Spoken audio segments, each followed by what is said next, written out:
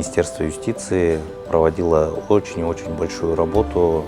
Так получилось, что система исполнения наказания она разделилась между двумя ведомствами. Самым оптимальным решением будет создание нового гражданского органа.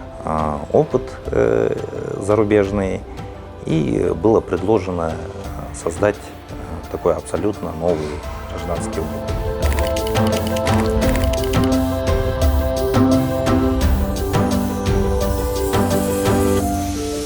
Если говорить об истории возникновения этой идеи, да, то я бы, наверное, начал с того момента, когда президент Кыргызской республики издал указ о вопросах, связанных с реформированием уголовно-исполнительной системы в целом.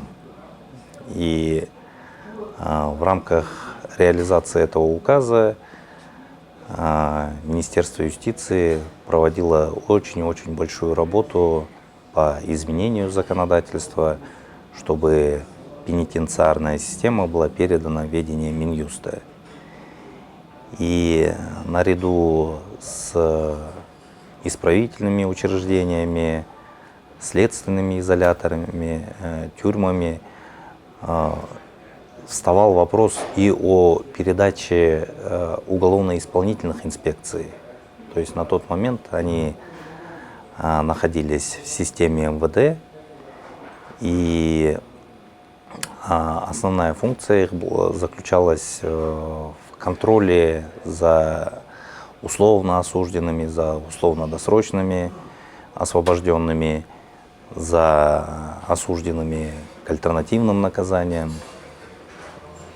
Но как только этот вопрос начал подниматься, поскольку уголовно-исполнительные инспекции не были структурным подразделением ГУИНа, так получилось, что система исполнения наказания она разделилась между двумя ведомствами. Это Министерство юстиции и Министерство внутренних дел. И, например, на тот момент в других странах такой ситуации не наблюдалось, и этот переход был такой безболезненный. Да? Естественно, когда речь идет о передаче каких-то функций, каких-то задач, персонала, между двумя ведомствами не может быть полного понимания. Да? И такая межведомственная борьба, диалог, дискуссия существовала. Министерство внутренних дел начало сокращать единицы в территориальных подразделениях, и постепенно эти функции были переданы участковым инспекторам. Естественно, у участковых инспекторов очень широкий круг полномочий, и это была дополнительная нагрузка, которая, к сожалению, практически она не реализовывалась. И все это превратилось в такую ситуацию, когда осужденные просто приходили отмечаться. Да? Поэтому, когда стал вопрос о том, чтобы все-таки передать эту систему, сделать ее единой, на тот момент Министерство юстиции не стало претендовать на какие-то штаты и так далее, и поставило вопрос по-другому перед правительством. Да?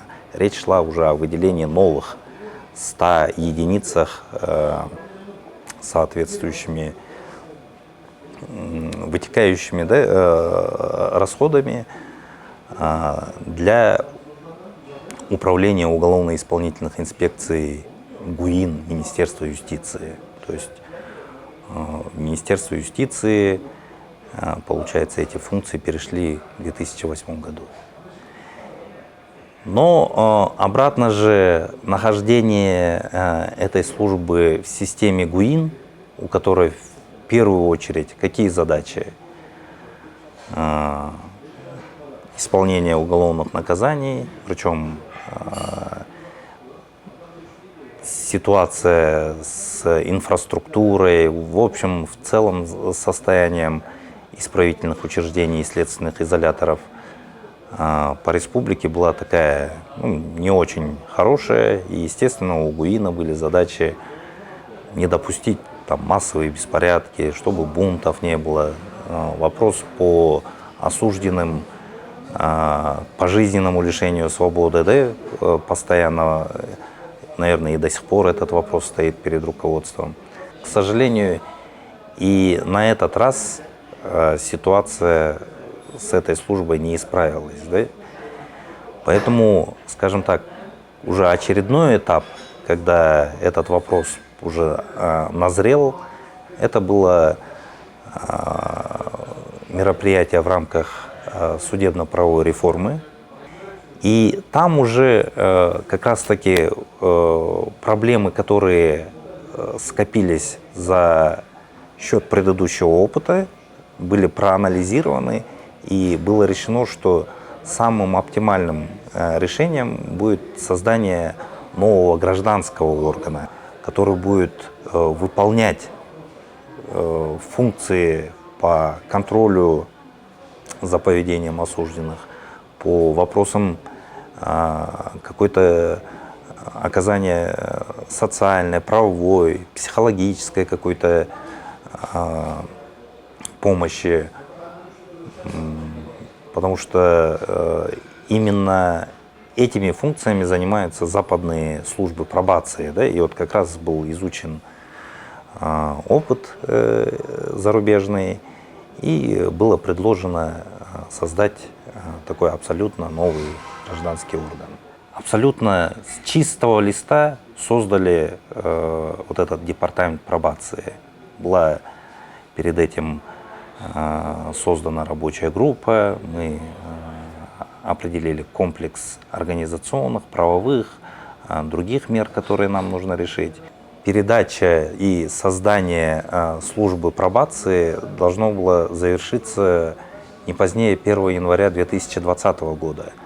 Но поскольку мы сами проявили инициативу, мы заранее проделали работу вот эту организационную, мы выступили перед президентом с инициативой о передаче ее чуть раньше того срока, который был установлен законом, то есть 1 сентября 2019 года.